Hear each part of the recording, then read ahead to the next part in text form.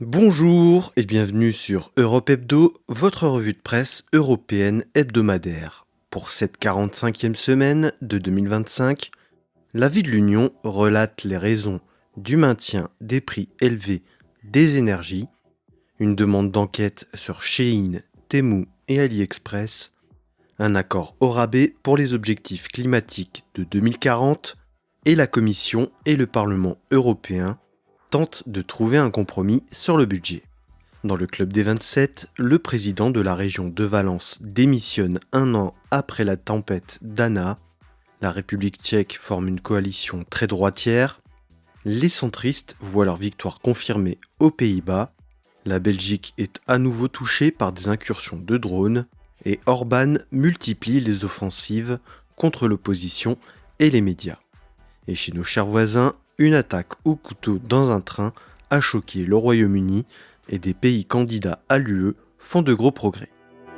Passons sans plus attendre à l'avis de l'Union. Énergie. Les taxes empêchent de mettre fin à la crise du prix des énergies. C'est la Commission européenne qui le dit. Le poids fiscal qui pèse sur le prix des énergies est comparable aux accises appliquées au tabac et à l'alcool. D'après l'exécutif européen, les prix de l'énergie baissent, mais cette baisse est imperceptible à cause des taxes appliquées aux énergies. Le prix de l'électricité a baissé de 0,5% au premier semestre de 2025 par rapport au premier semestre de 2024. En parallèle, la part fiscale de l'électricité est passée de 24,7% du prix au deuxième semestre de 2024 à 27,6% au premier semestre de 2025.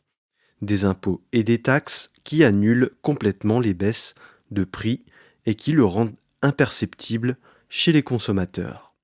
La raison se trouve dans l'équilibre budgétaire des États membres. Les gouvernements nationaux cherchent un moyen de boucler leur budget et de réduire les déficits. Et comme la Commission n'a aucune compétence sur la fiscalité, elle demande aux 27 d'agir pour réduire la pression sur les consommateurs. Le commissaire européen à l'énergie, Dan Jorgensen, déclare que les taxes représentent un tiers de la facture des Européens et que les réduire aurait un effet significatif rapidement. À titre d'exemple, l'Allemagne a empoché 5,2 milliards d'euros sur les taxes sur l'électricité. Et alors que Friedrich Merz avait promis de réduire les taxes sur l'électricité, il a déjà abandonné l'idée après que le SPD ne le soupçonne de vouloir donner des aides d'État déguisées à l'industrie allemande. En valeur absolue, les Allemands payent leur électricité le plus cher en Europe avec 385 euros par mégawattheure, devant la Belgique 357 euros et le Danemark 348 euros. Et si on compte en parité pouvoir d'achat, ce sont les Tchèques qui payent le plus cher en Europe, devant la Pologne et l'Italie. Numérique. Les eurodéputés demandent à la Commission européenne de déclencher une enquête contre Shein, Temu et AliExpress sur la question des poupées.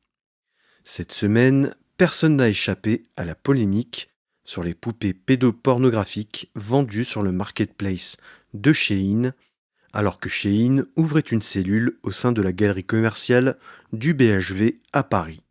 Une découverte qui en a suivi une autre, puisque Temu et AliExpress en disposaient aussi sur leur marketplace. Mardi 4 novembre, l'eurodéputée normande Stéphanie Yon-Courtin, du groupe Renew, a préparé une lettre à l'adresse de la Commission pour demander à l'exécutif européen d'enquêter sur la conformité des plateformes chinoises concernant la gestion des risques systémiques. La lettre, signée par plus de 40 eurodéputés de plusieurs groupes, demande à ce que la Commission s'assure qu'un tel matériel pédopornographique ne soit plus disponible en ligne dans l'UE et à savoir si l'UE pourrait suspendre ces plateformes en cas de récidive. Une lettre qui fait écho à la menace en France de suspendre les plateformes en cas de non-retrait de ces poupées sur les marketplaces européennes. Les plateformes se sont exécutées, mais la France dit vouloir maintenir la pression pour que les plateformes chinoises restent en conformité avec le droit français et européen. Environnement. Un accord sur les objectifs de 2040 au rabais. C'est un accord qui arrive in extremis. Alors que la COP30 s'ouvrait à Belém, au Brésil, jeudi, il fallait absolument que la présidente de la Commission européenne s'y présente avec un mandat clair des 27. Sans surprise, les États membres ont reculé sur les ambitions initiales de la Commission. Même si l'objectif de réduction de 90% des émissions de gaz à effet de serre par rapport à 1990 est maintenu, plusieurs éléments semblent édulcorés. Par exemple, l'externalisation des efforts de lutte contre les gaz à effet de serre pourra atteindre 5 points de pourcentage dans des projets à destination de pays en voie de développement, comme la reforestation ou le remplacement de centrales à charbon par des panneaux solaires. Les flexibilités seront testées pendant 5 ans avant d'entrer en vigueur en 2036. Les 27 s'accordent pour un report d'1 an pour fixer le prix du carbone pour le chauffage et le carburant pour qu'il s'applique à partir de 2027. Et la Commission devra rouvrir le dossier de l'interdiction des ventes de véhicules thermiques neufs à partir de 2035 et lancer une réflexion sur les carburants zéro à faible teneur carbone et renouvelables. Droits des femmes. Le Parlement européen veut un fonds pour les femmes privées d'avortement dans leur pays. Mercredi 5 novembre, la Commission des droits des femmes et de l'égalité de genre a voté à 26 voix pour et 12 contre la création d'un mécanisme qui aiderait les femmes empêchées d'avorter dans leur pays de pouvoir se rendre dans un autre pays pour avorter. C'est la première étape concrète de l'initiative citoyenne européenne My Voice, My Choice, qui avait recueilli plus de 1 100 000 signatures. Le fonds créé serait financé de manière volontaire par les États membres.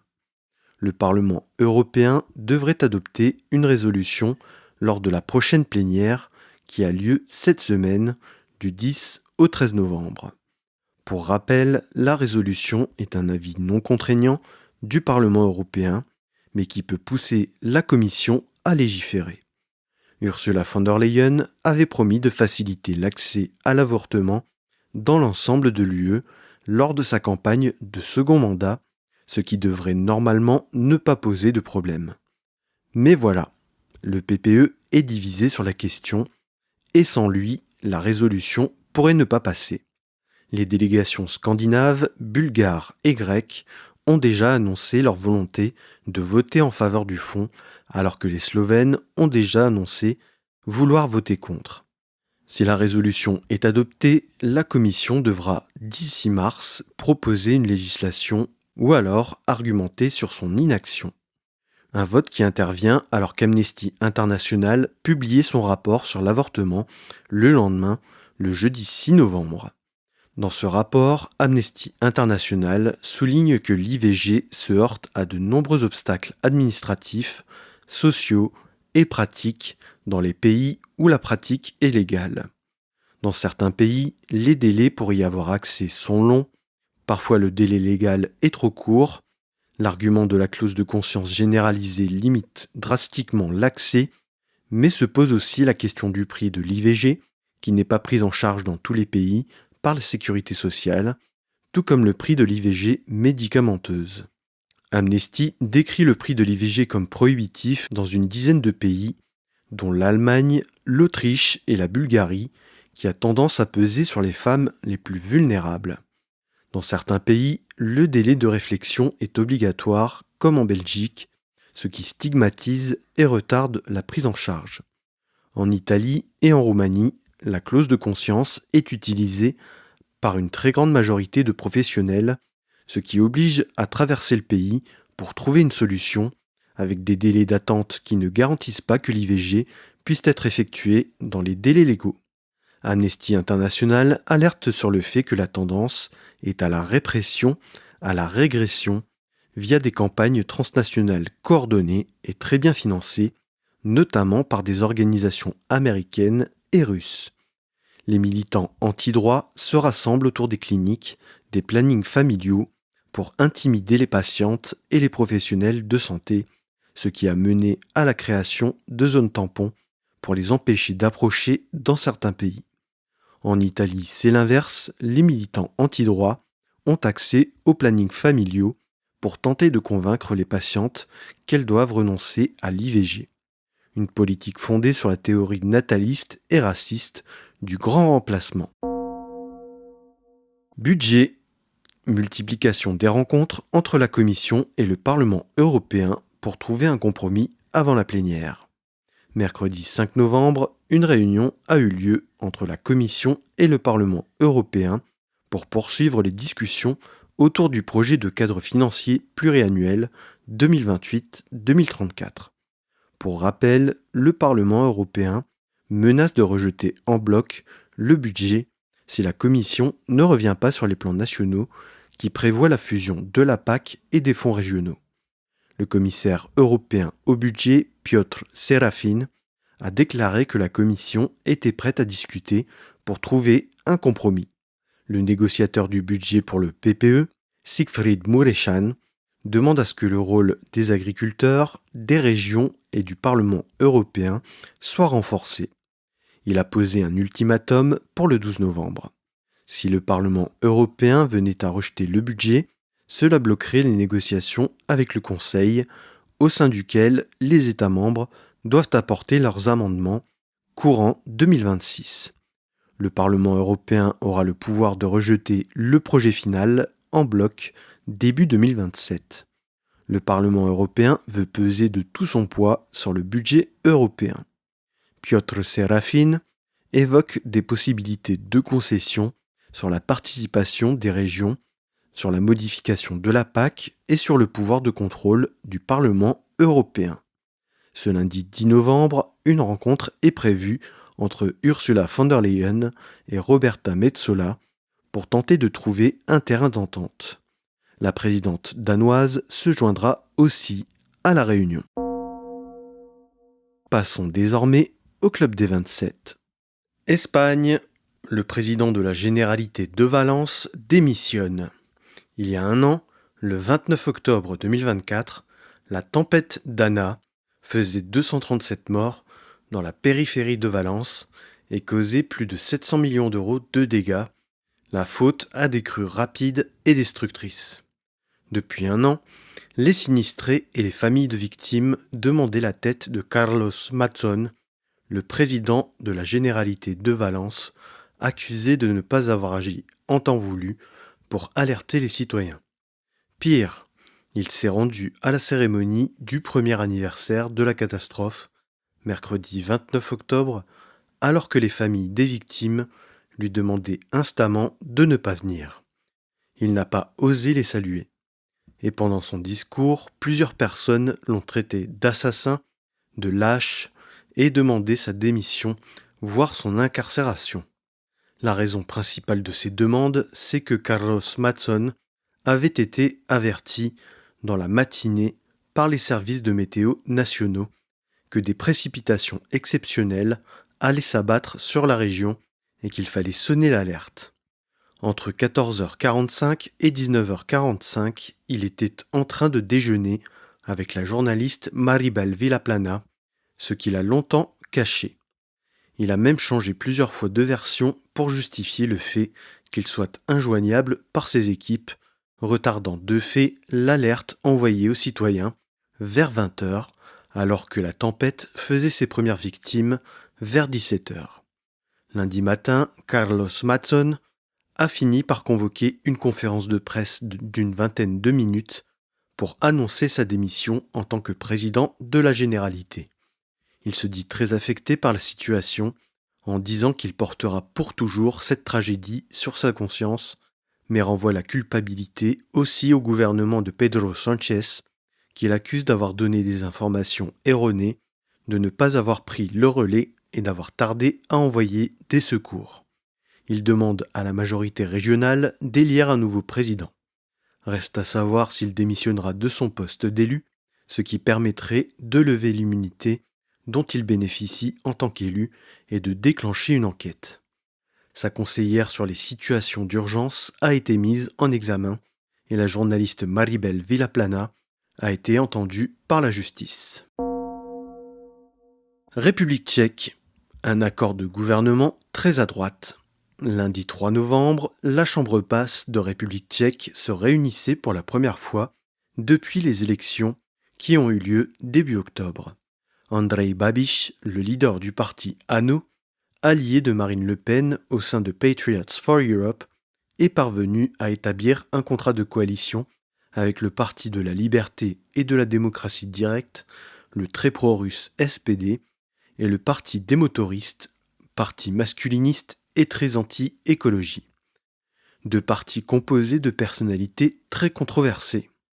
Le leader du SPD, Tomio Okamura, pressenti pour devenir le président de la nouvelle chambre élue, est poursuivi pour incitation à la haine. Son parti pourrait récupérer le ministère de la Défense, ce qui est un sacré message pour les Européens. Un parti pro-russe à la tête de l'armée montre l'orientation anti-Ukraine prise par ce gouvernement. Philippe Tourek, président d'honneur des motoristes, est connu pour ses discours racistes et ses provocations néo-nazis. Il est pressenti pour devenir ministre des Affaires étrangères. Son parti veut récupérer le portefeuille de l'environnement. Le candidat pressenti pour devenir ministre de la Culture a un gros passif en tant que collaborateur de la STB, la police politique communiste. Tous ces profils controversés font qu'il faudra encore un peu de temps pour annoncer une équipe gouvernementale. Sur le contrat de gouvernement, la doctrine sera de placer la souveraineté nationale au cœur de la politique européenne du gouvernement, tout en réaffirmant son ancrage dans l'OTAN et sa participation aux initiatives de défense commune de l'UE. La coalition réaffirme sa volonté de ne pas donner plus de compétences à l'UE et veut relancer le groupe de Visegrad, composé avec la Pologne, la Hongrie et la Slovaquie. Sur la politique monétaire, le futur gouvernement veut garder la couronne comme monnaie nationale et veut inscrire sa préservation dans la Constitution. Le pacte de gouvernement affirme vouloir restreindre le droit d'asile au cas exceptionnel, rejette la taxe carbone et le système d'échange de quotas d'émissions pour les bâtiments et l'automobile. Le gouvernement veut nationaliser l'opérateur principal de gaz pour en faire la base de son industrie. Les centrales à charbon seront relancées et utilisées comme solution de secours en attendant d'autres alternatives. Sur la guerre en Ukraine, le texte évoque soutenir toutes les initiatives sur la paix en ne mentionnant pas une fois la Russie comme danger pour le pays. Pour autant, la coalition sur les munitions n'est pas mentionnée, alors que Babiš promettait d'y mettre fin s'il était élu. Peut-être un pas fait vers le président Petr Pavel, qui pourra poser son veto sur l'équipe gouvernementale. Pays-Bas, la victoire de D66 confirmée. Lundi 3 novembre, le président du Parti pour la liberté, Geert Wilders, a reconnu sa défaite. Le décompte des derniers bureaux nationaux et des Néerlandais de l'étranger ne laissait plus de place au suspense. C'est bien D66 qui sort vainqueur, avec moins de 30 000 voix d'avance, une courte victoire qui oblige le vainqueur à mettre le bleu de chauffe très vite. Geert Wilders dénonçait des irrégularités électorales sans en apporter la preuve peu après le scrutin. Il a finalement félicité Rob Jetten lundi. Ce dernier a nommé Wouter Koolmees, ancien directeur de la Société nationale de chemin de fer NS, en tant qu'éclaireur. Son rôle est de lancer les discussions préliminaires pour obtenir les points de négociation de chaque partie. Wouter Koolmees a une longue expérience politique puisqu'il a été ministre puis député. Il devra donc tenter de trouver un dénominateur commun avec l'Alliance verte travailliste du PVDA-GL, des chrétiens démocrates du CDA et des libéraux conservateurs du VVD. Dylan Yeşilgöz, présidente du VVD, avait exprimé une incompatibilité avec le PVDA-GL, ce qui risque de rendre les négociations tendues. Mais il semble que c'était la personnalité de Frans Timmermans qui rendait impossible la coalition. PVDA-GL a nommé le président des Verts, Jesse Klaver, comme négociateur, une personnalité beaucoup plus pragmatique. Reste à savoir si le patriotisme progressiste de Rob Yetten saura séduire et trouver la clé auprès de ses futurs partenaires de coalition. Même s'il aimerait une coalition qui penche plutôt vers le centre-gauche, il faudra trouver des arguments à droite. Pendant la campagne, il a promis de réduire la bureaucratie, d'avoir une politique ambitieuse de construction de logements neufs et d'ouvrir plus de crèches gratuites pour faciliter la vie des femmes. Des mesures qui pourraient facilement trouver des compromis. Il ne veut pas se cacher sur les questions d'immigration et d'intégration, mais veut préserver l'identité néerlandaise ouverte tout en portant une réforme du système d'asile qu'il considère dépassée et n'hésite pas à remettre en question la Convention de l'ONU sur les réfugiés ou à critiquer les militants pour le climat. C'est ce subtil équilibre qui devrait lui permettre de parvenir à une coalition rapidement. Le Premier ministre sortant, Dick Schoof, s'attend à évacuer les affaires courantes jusqu'à Noël. Rob Yetten pense que le gouvernement s'installera bien avant. Belgique, de nouvelles incursions de drones observées. Mardi 5 novembre, plusieurs drones ont été observés au-dessus d'aéroports civils et militaires. Des intrusions qui ont obligé l'aéroport de Charleroi, de Bruxelles-Zaventem et de Liège à interrompre leur trafic. Le ministre de la Défense, Theo Franken, a dû même quitter précipitamment le plateau de télévision sur lequel il était présent. À l'aéroport de Zaventem, le trafic a été interrompu à 2 reprises, entre 20h et 21h, puis peu après 23h. 80 vols ont été annulés et près de 500 passagers ont été contraints de dormir sur place. L'aéroport de Biercé, à côté de Liège, a lui aussi suspendu son trafic. L'aéroport de Charleroi a bloqué plusieurs vols et dévié d'autres vers les Pays-Bas. Les bases militaires de Floren et de Kleinebruegel ont été aussi survolées. Les 2 bases disposent de F-35 et de capacités nucléaires déployées par les États-Unis. Même si le ministre de la Défense s'est voulu prudent quant à l'origine de la manœuvre, disant simplement que seul un acteur étatique est capable d'une telle déstabilisation, les renseignements semblent indiquer que tout converge vers la Russie. Une déstabilisation qui pourrait être en lien avec les négociations autour de la mobilisation des avoirs gelés russes pour l'Ukraine. Jeudi matin, Bart de Wever a convoqué une réunion de crise avec tous les acteurs de la sécurité civile et militaire pour coordonner l'action contre les drones. En ressort que les militaires auront carte blanche pour abattre les drones survolant leur base. Mais jeudi soir, rebelote. Zaventem est à nouveau fermé à 21h20. Fait nouveau, des drones ont été observés au-dessus du centre de recherche nucléaire de Mol, en région liégeoise. Des manœuvres qui peuvent aller de la guerre économique, qui cherche à rompre la continuité d'un service, au test de la réaction des autorités, en passant par le repérage de lieux stratégiques qui pourraient servir en cas de sabotage ou de guerre. Le gouvernement décide d'accélérer les travaux du Centre national de sécurité de l'espace aérien pour que son ouverture se fasse début 2026.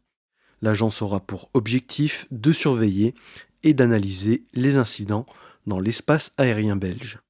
Jeudi matin, le gouvernement allemand a dépêché des capacités de lutte contre les drones pour aider les autorités belges.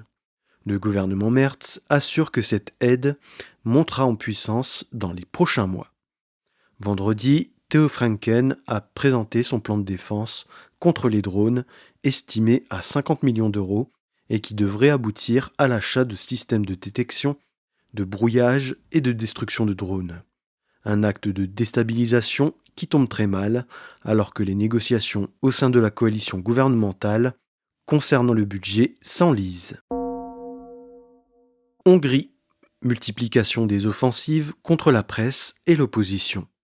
Alors que les législatives se tiendront début avril, Viktor Orban et son équipe multiplient les pressions contre l'opposition et réduisent toujours plus la pluralité des médias. La semaine dernière, Peter Mayer, le leader du parti Tisza, qui caracole en tête des sondages, fait l'objet de campagnes malveillantes à son égard. Des vidéos fabriquées à l'aide de l'intelligence artificielle le dépeignent comme un chien tenu en laisse par le leader du PPE, Manfred Weber, dans une camisole de force, ou encore devant son pupitre où son clone déclare que le système de retraite hongrois est bien trop généreux en disant qu'il veut retirer le 13e mois aux pensionnés et augmenter les impôts de 20 à 30% pour les retraites les plus élevées. Sans surprise, Peter Maillard porte plainte pour diffamation, violation de la loi électorale et atteinte à l'honneur. Le problème est que la législation nationale et européenne sur l'utilisation de l'IA en temps de campagne est très incertaine. Cependant, dans le cadre du DSA, les réseaux sociaux doivent réguler la présence d'une telle désinformation. Facebook se cache derrière le fait que le badge généré par l'IA apparaît et ne laisse aucun doute sur le manque de véracité de la vidéo. Une propagande du Fidesz relayée largement par les médias hongrois. 80% de la presse hongroise appartient à des proches de Viktor Orban. Dernier fait en date, Miklos Vasili a racheté Blik, tabloïd le plus lu de Hongrie, avec 3 millions de lecteurs dans un pays qui compte 10 millions d'habitants et qui enquêtait sur les affaires de corruption. Il y a 5 ans, le même Miklos Vasili avait racheté le journal d'opposition Index, qui enquêtait sur la corruption qui entoure le pouvoir. L'ensemble de la rédaction a démissionné et depuis, Index ne fait que reprendre la propagande gouvernementale très pro-russe. Et vendredi 7 novembre, alors que Viktor Orban était en visite à la Maison-Blanche, Donald Trump s'est engagé à fermer Zabad Europa, la branche hongroise de Radio Free Europe, Radio Liberty, arguant que le média déstabilisait le gouvernement hongrois et que sa ligne éditoriale mondialiste vise à saper les initiatives du gouvernement Orban, réduisant toujours un peu plus la pluralité des médias et la liberté de s'informer. Autant d'éléments qui semblent démontrer que Viktor Orban et son équipe ne reculent devant rien pour gagner les élections. Mais la Pride de Budapest a montré que toute tentative de musellement de l'opinion n'empêche pas les mobilisations. Passons enfin à la rubrique « Nos chers voisins ». Royaume-Uni, une attaque au couteau dans un train choque le pays.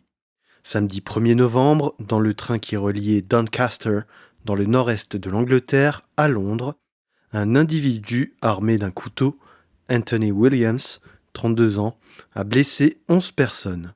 Le train s'est arrêté à Huntingdon, à la suite du déclenchement de l'alarme à 19h40. La police est intervenue 10 minutes plus tard, permettant l'arrestation de l'assaillant.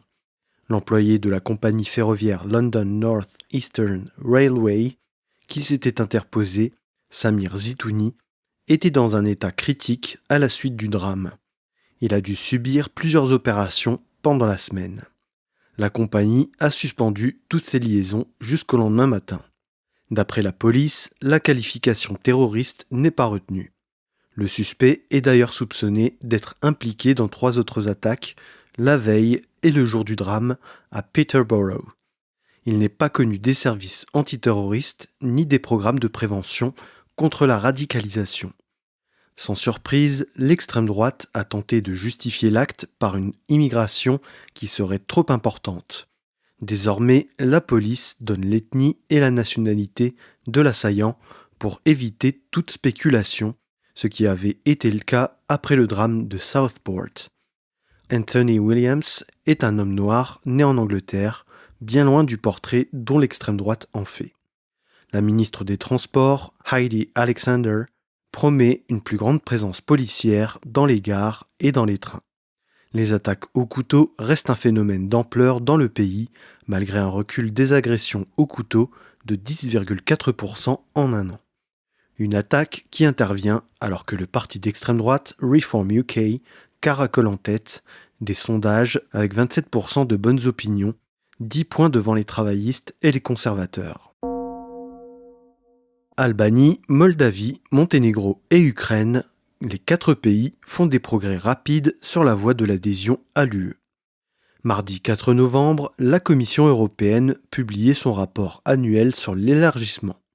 Un élargissement qui concerne 10 pays candidats.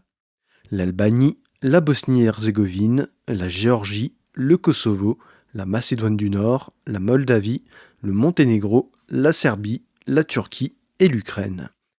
Pour rappel, les pays candidats doivent intégrer les 35 chapitres de l'acquis communautaire, c'est-à-dire l'ensemble du droit consolidé de l'Union européenne qui s'applique aux États membres pour pouvoir terminer les négociations. Des négociations au terme desquelles les États membres doivent voter à l'unanimité pour que les pays candidats deviennent des États membres. Un processus hautement politique qui a par exemple bloqué la Roumanie et la Bulgarie quelques années, certains pays d'Europe de l'Ouest craignant une migration de travail massive.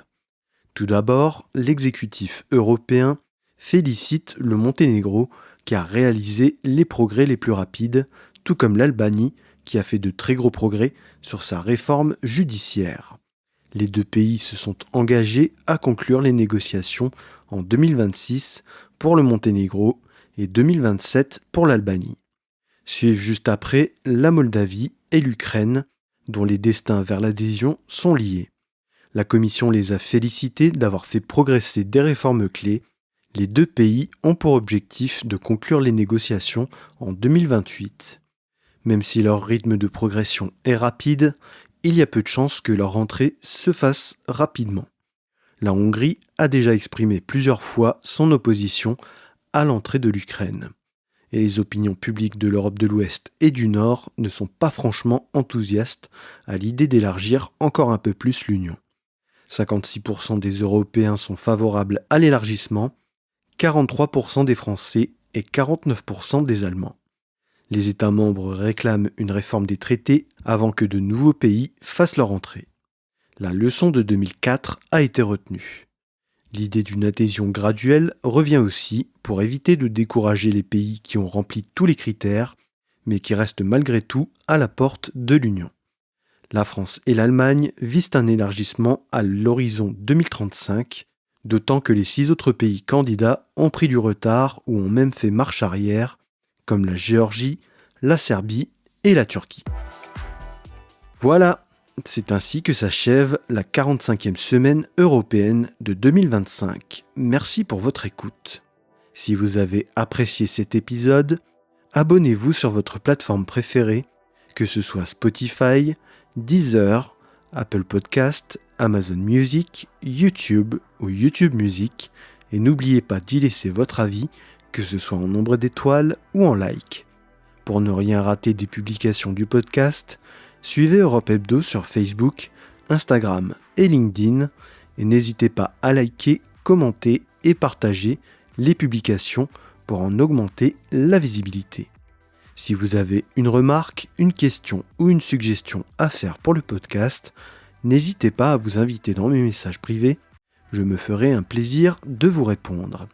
Et si vous voulez dévorer le nouvel épisode du podcast dès sa sortie, abonnez-vous pour recevoir la newsletter du podcast, le lien est à retrouver en description de cet épisode.